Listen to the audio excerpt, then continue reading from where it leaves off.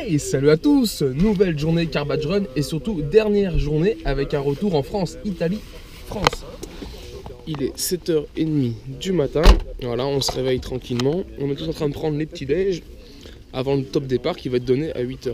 On n'a aucune idée de combien va être la durée de ce retour et par où on va rentrer. Moi je vous avoue que j'ai hâte de voir, connaissant bien le secteur, voir si on rentre plutôt du côté Haute-Savoie, en passant des Grands Saint-Bernard, Petit Saint-Bernard, peut-être même un Cormet de Roseland, ou si on va passer côté on va dire Maurienne avec un Monceny.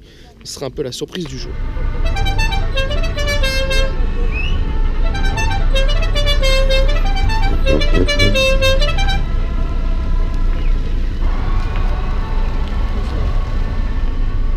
Nickel, merci. Merci. Tout à l'heure, tu vas voir.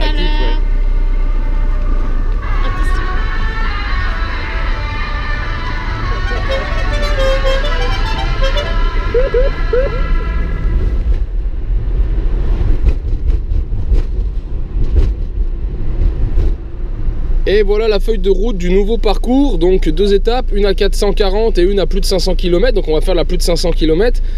Et après par contre il y a un gros tiers d'autoroute, donc nous on est déjà en train de chanter le tiers d'autoroute. C'est hors de question de faire l'autoroute, en fait c'est pour gagner du temps, pour faire la liaison de façon à se rapprocher plus vite du côté de Suse. Parce que dans l'itinéraire ils préparent de faire le Monceny en fait, donc là c'est un secteur qu'on connaît bien, on est chez nous hein, clairement. On arrive en Savoie et c'est un secteur qu'on côtoie l'Italie de ce côté là très souvent. Donc du coup voilà le Monceny pourquoi pas, mais après traverser la Maurienne pour aller faire la Madeleine, moyen, je pense qu'on verra en fonction du temps, mais on se ferait bien un petit col de l'Iseran. Voilà, pour le principe d'emmener la voiture à 2700 mètres, on fera le col de l'Iseran, redescendre sur Bourg-Saint-Maurice, aller jusqu'à Moutier et après revenir en arrière sur Beaufort, sachant qu'on ça fait déjà quelques semaines qu'il y a eu un éboulement sur le Cormet de Roseland, donc on peut pas prendre le Cormet de Roseland, sinon on serait même passé directement par le Cormet de Roseland.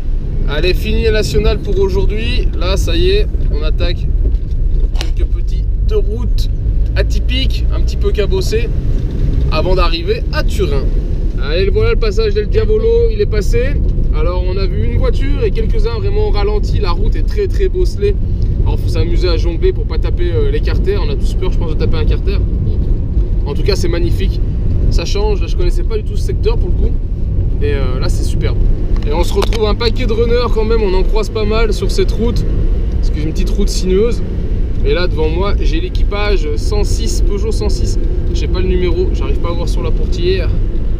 Le numéro 20 quelque chose. Concentré. Ah ouais, non, elle est belle là en plus. Là, ça roule tout seul. Là, on a 990 mètres d'altitude.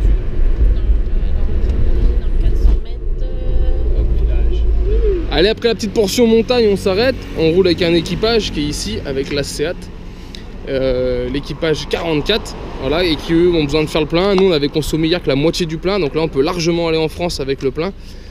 Surtout qu'après, en plus, on connaît bien la partie, donc on sait où trouver des stations essence, on se fait pas de soucis. Mais voilà, là, la route qu'on nous a fait faire, franchement, une tuerie, un peu cabossée par endroits, mais une tuerie à rouler. Et allez, le hasard de la vie, petit arrêt ici dans une pizzeria où, naturellement, je serais pas venu. Mais là, pour le coup, on a trouvé ça et en fait, c'est blindé. C'est perdu dans un village et il y a des camions devant, c'est blindé. Et allez, je vous ai pas filmé le repas, mais regardez, glace artisanale. Je peux vous dire qu'on s'est pété une petite glace qui était bien bonne. Allez, l'heure pour nous de repartir, les deux voitures. Je pense qu'on s'est fait 1h30 de pause. On aurait peut-être pas dû aujourd'hui, mais c'est tellement bon et c'est pas grave. Et allez, maintenant, on reprend la route. Et nous voilà en Italie, à Turin, comme le prouve cette Ferrari.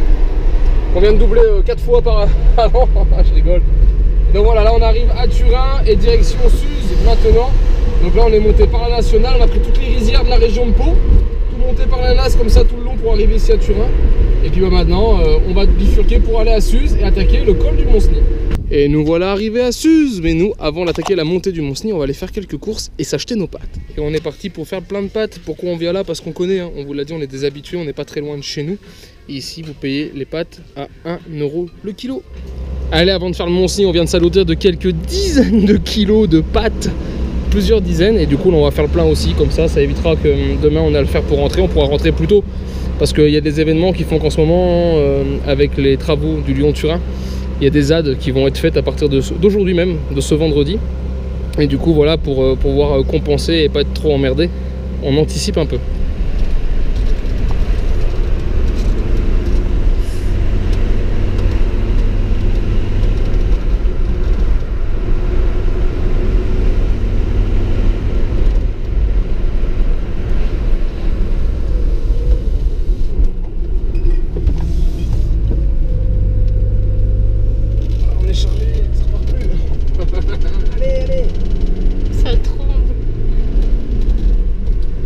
c'est un col qu'on connaît par cœur sur le bout des doigts.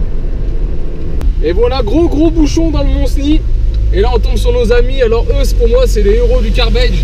Je le dis franchement, c'est ceux qui ont la petite Fiat qui ressemble à une Panda et qui a les couleurs d'une R5 et qui montent tant qu'ils peuvent. Et franchement, ça c'est cool. Ils assurent, ils font le taf, ils mangent dans la bagnole, ils font très peu de pauses pour pouvoir être dans le timing. Ah ouais, ça c'est fort.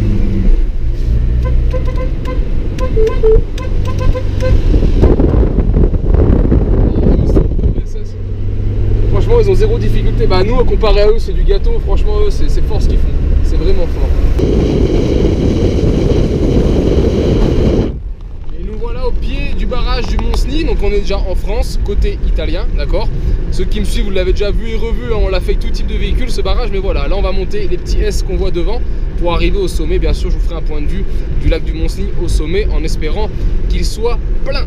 Et voilà les amis, retour pour nous dans notre pays de Savoie, chez nous au lac du Mont-Cenis. On est bien content, le berlingot il est là, il a fait le taf, on est rentré chez nous. Alors maintenant l'étape va dépasser chez nous, on va aller de l'autre côté, on va aller du côté du Beaufortin et on reviendra nous après sur ce secteur pour rentrer chez nous. Mais voilà, on va dire que la boucle est bouclée, on est vraiment content, le berlingot marche très bien. Et voilà, regardez un peu ce paysage de folie. On n'est pas bien chez nous ?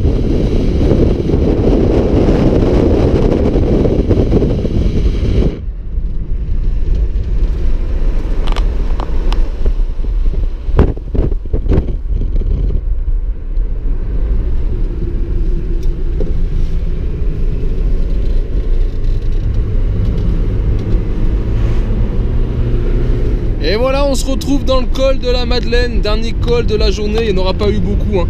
On n'aura eu que deux vrais cols, hein, le Mont-Cenis et le col de la Madeleine. Donc voilà, là c'est tranquille, hein. Nous on le passe, il doit être 19 h le soir, comme on a fait les courses, qu'on a fait les arrêts, etc. Et on n'a personne, on est tranquille, il fait beau, il n'y a plus de vélo, c'est que du bonheur. On doit arriver en gros pour 20 h à Beaufort, sachant que la remise des prix est à 22 h, donc on a même de la marge. Donc on stresse pas, on sera peut-être plus vers 20 h 30, mais voilà, on est pas mal dans le timing. Et voilà, on vient de passer le col, tomber sur d'autres runners qui sont là, 3 véhicules qui sont juste en haut. Voilà la vue hein, qu'on a quand on redescend, hein. Le col est juste là au sommet. Et les motos, ça c'est bon. Et voilà, et des runners qui se posaient des questions de savoir combien de temps il restait. Et ben voilà, on leur a dit qu'il restait une bonne heure de route là pour y aller. Et voilà, tranquillou, on va être dans les clous. Et voilà, on est en train de terminer la montée de Beaufort, on récupère quelques runners, il y en a encore pas mal derrière, on en a croisé beaucoup sur la route. Et voilà, on arrive de quoi à 20 h 30 au lieu des 20 h souhaitées par l'organisation. On arrive 20 h 30 en n'ayant fait que la nationale, donc voilà, c'est plutôt cool, on est vraiment dans les temps, donc c'est super. Et voilà l'arrivée, le final du Carbage.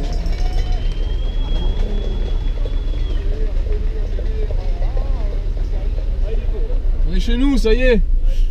Merci.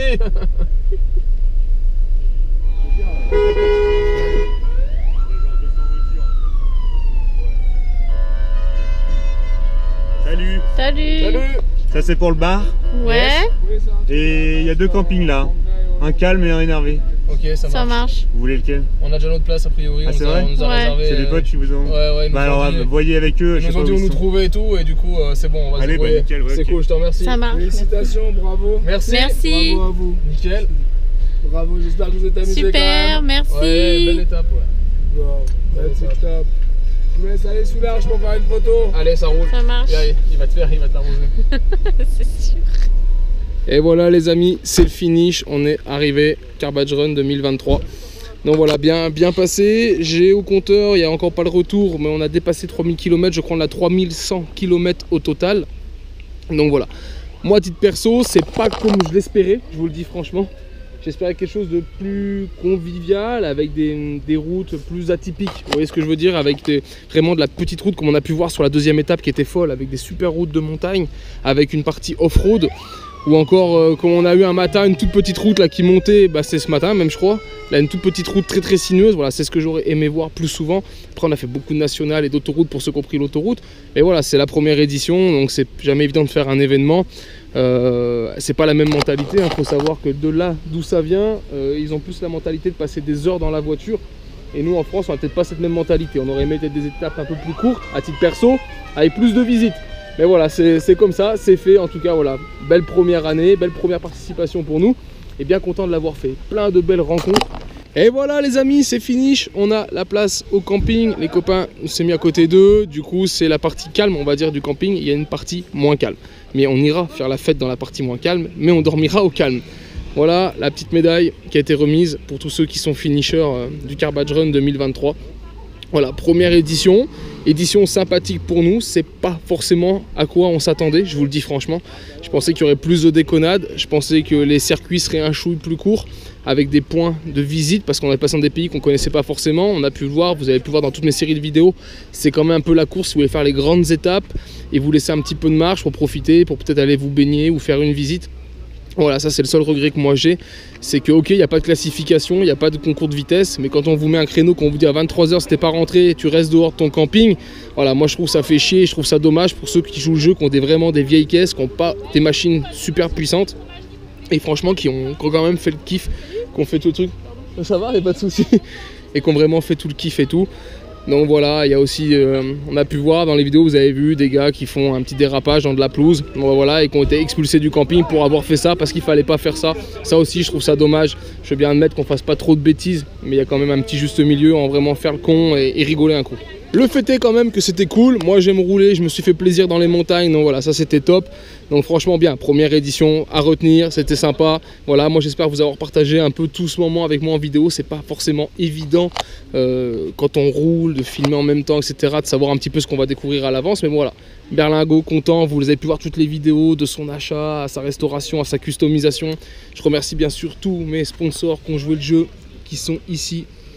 Avec qui sans eux, voilà, l'aventure aurait été possible, mais pas dans ces frais là, parce que là ils ont vraiment participé énormément sur les frais. Il y a au total 1800 € de sponsoring pour ce projet, donc c'est plutôt cool. Je vous ferai un petit retour, mais pour nous c'est fait une édition qui revient vraiment pas cher du tout, surtout qu'on n'a pas eu de casse et pas de problème sur le berlingot.